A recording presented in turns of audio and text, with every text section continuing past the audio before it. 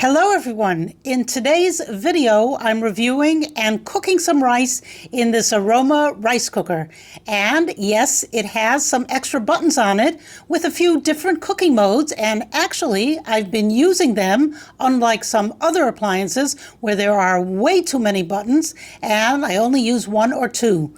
By far, I use the oatmeal button the most since I like to cook my morning oatmeal in it every day, and it comes out perfectly. Sometimes I use the delay cook mode and set up the oatmeal the night before when I remember. And then I use the white rice cook mode for white rice, of course, and the brown rice button is obviously for brown rice. But I like to mix wild rice into my brown rice to make a wild rice combination dish, and the brown rice button works for that too. I also use the saute then simmer button to saute onions and mushrooms, and all this for around $35. I know, you can get a simpler on-off version for less than $20, which is amazing, and for some people that's really enough. But I figured for an extra $15 I could have the timer function and also a slow cook function and the steamer function and the saute then simmer function. So I splurged a little and got the multi-cooker instead of the simpler on-off version. And I'm really glad I did. In this video, I'm going to show you what came in the box and how to use this multi-cooker to make some jasmine rice, and then how to clean the rice cooker.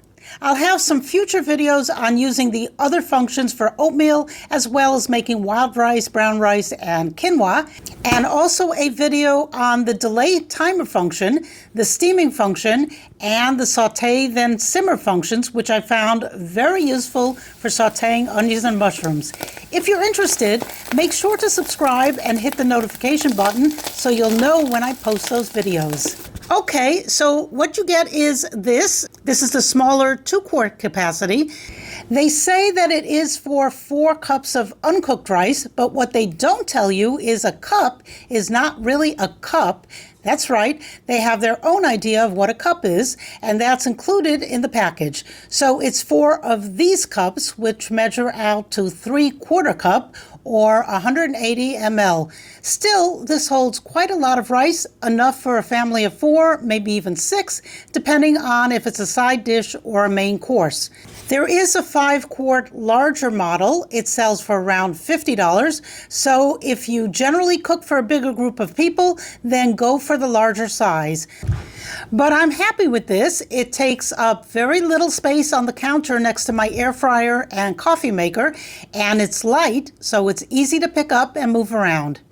Yes, back to what comes in the box. Well, before you even open the box, there's a quick start guide on the flap of the box, and then right on top is a nice size manual with lots of instructions and even some recipes. There's a nice guide inside for the proper measurements to cook various quantities of both white and brown rice, and then another measurement guide for all different kinds of grains, not just rice, but also quinoa, barley, oatmeal, and even couscous. Underneath the instruction booklet is a small white spoon, or more like a paddle. It's made of plastic so you don't scratch the inner pot of the rice cooker, which has a non-stick coating. You can substitute a wooden spoon or paddle if you don't like the plastic one. I use a wooden paddle when I use the saute then simmer function, and it works fine. The rice cooker itself is very easy to lift out of the box with just one hand. According to the manufacturer, the cooker weighs about 4 pounds and the dimensions are 9 inches deep, or maybe that's the diameter, I don't know what the D is, 8.5 inches wide and 9.13 inches high. So it's nice and compact and should fit either on your counter or even underneath in a cabinet or on a pantry shelf. There's a little button on the handle of the lid. Push it and the lid pops open. Inside is the inner pot and also a steamer basket, which is great for steaming vegetables, especially broccoli, but also fish and even eggs. Oh, and don't forget edamame. More about that in another video. In the pot is the measuring cup I mentioned earlier. You can see it's marked 180 ml, which is around 3/4 cup American. Next is a warning to make sure the inner pot rests properly on the heating plate when you use it. And you can see inside the pot there are markings that I use only when I'm making white rice. Otherwise, I use the measurements that they give you in the instruction booklet, or I use the measurements that are on the package of whatever it is I'm making. And if I'm following a recipe, then I use the measurements in the recipe. But for white rice, if you use 1 cup of their 180 ml measuring cup, then you should fill the inner pot with water up to the line marked with a 1. If you measure 2 of their cups, then fill with water to the line 2. By the way, if you scratch your inner pot, or for some reason you want 2 inner pots, they sell replacement pots on their website for $10. I've been using this rice cooker for a couple of months now, every day, and so far it still looks like new. I make sure to wash it out by hand after every use and with a non-abrasive pad, and I only use the paddle that it came with or a wooden paddle, and so far my inner pot looks new. At the bottom of the rice cooker is the heating element with a big button in the middle of it, so that when the inner pot is sitting in the cooker, the button gets pressed down and the heating element is enabled. But if for some reason you don't put the inner pot in the cooker, then the button doesn't get pressed down and the heating element won't turn on, which is a good thing. You don't want to cook anything in the cooker without the inner pot. Only in the pot, not directly on the heating element. There's a vent in the lid for steam to come out, and watch out for that. You can burn yourself if you're not careful, so keep away from the steam vent while the cooker is cooking. On the front panel are a bunch of different buttons that are pre-programmed to cook various grains. There's the white and brown rice buttons, of course, but also a button for quinoa and oatmeal, which I use every day for a perfect bowl of oatmeal. And then the most important button probably is the on-off button, which is also the keep warm mode. Anything you cook will automatically switch to the keep warm mode, so you can turn that off by pressing the button, and when you're ready to use the machine, you can turn it on by pressing the same button. Simple.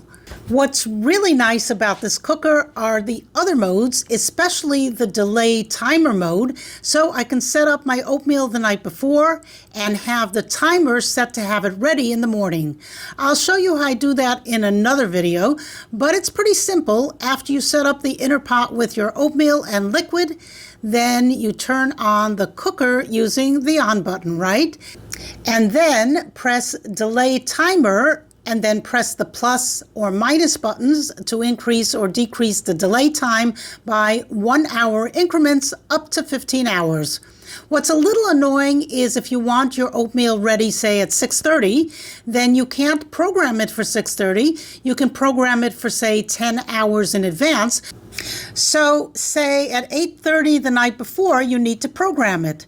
But let's say you forget and it's already 9 o'clock.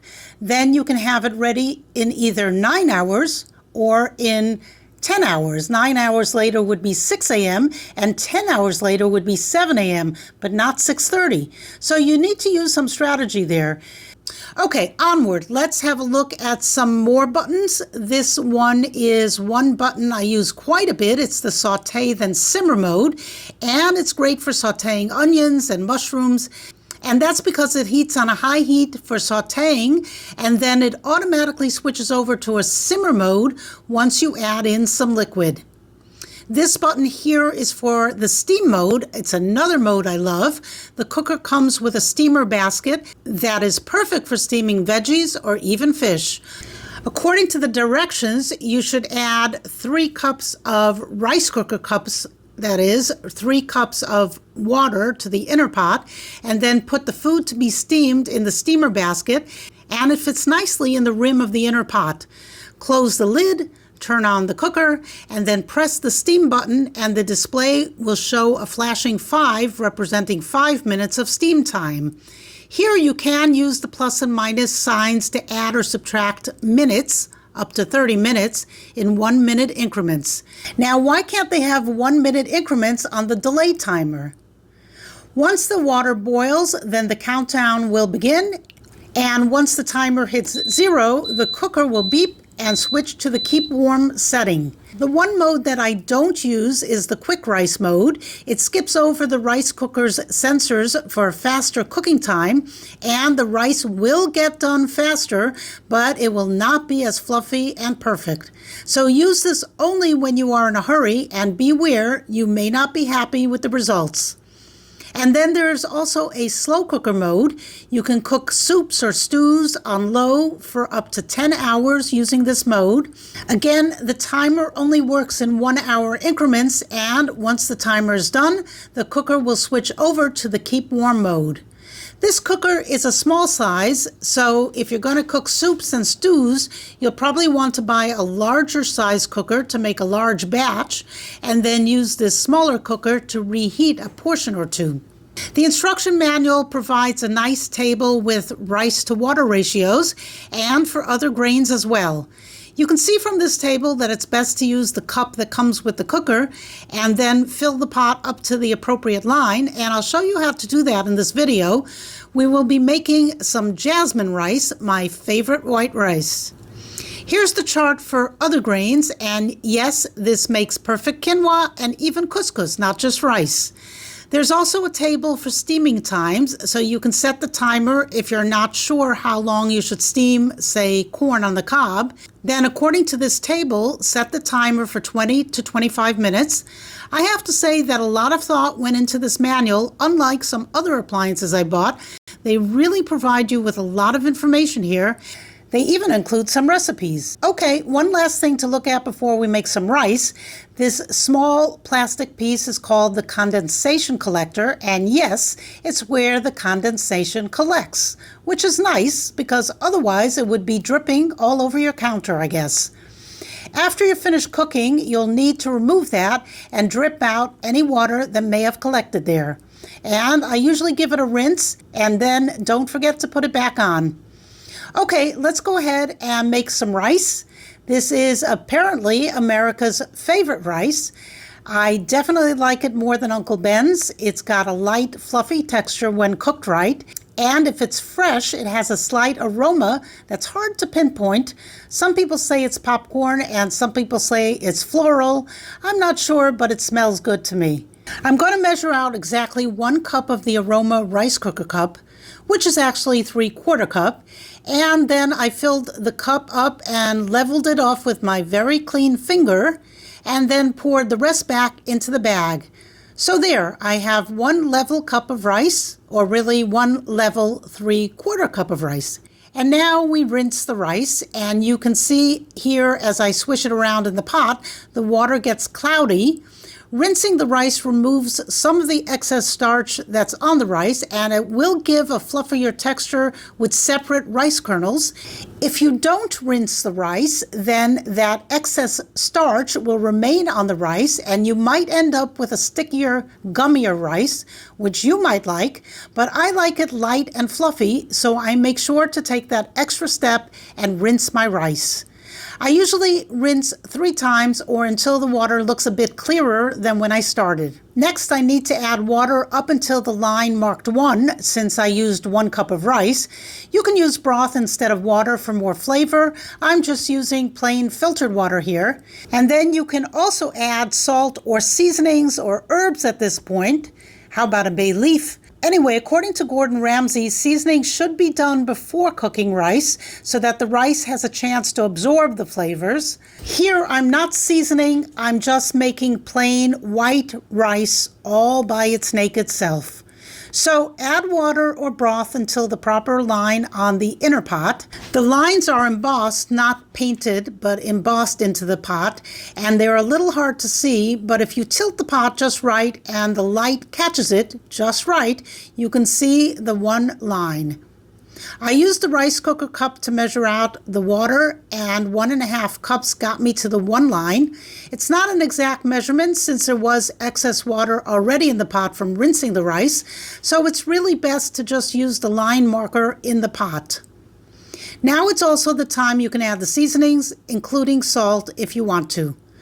Okay, now the easy part. Just put the inner pot into the cooker, close the lid, and don't forget to plug it in. I like to unplug my cooker when I'm done using it. Okay, it's plugged in. Now press the on-off button, which doubles as a keep warm mode. And now it's ready for you to select the right mode for which you're using. And we're making white rice, so just press the white rice button. And then you'll see a dancing pattern on the display. Actually, they call it a chasing pattern. The chasing pattern will stay there until the final 10 minutes of cook time. And then the cooker will start to count down the minutes. And you can see there are 4 minutes left until the rice is ready. And then the cooker will switch to the keep warm setting and the timer will reset and start counting up for the number of minutes that it's in the keep warm setting. And here we have 1 minute left, and there, it switched to the keep warm, and now the timer is at 0, and now it's starting to count up the minutes and hours that it's keeping the rice warm. I think it will keep the rice in the warm mode for up to 12 hours, but I wouldn't recommend that. It's best to eat this fresh. And look at that beautiful white fluffy rice. You can see every grain perfectly. Even without any seasoning, this was delicious. I'll have some future videos to show you how to make oatmeal, use the delay timer mode, and also make quinoa, couscous, and some other dishes. So please look out for my future videos. Go ahead and like and subscribe if you enjoyed this video, and thanks for watching. Bye.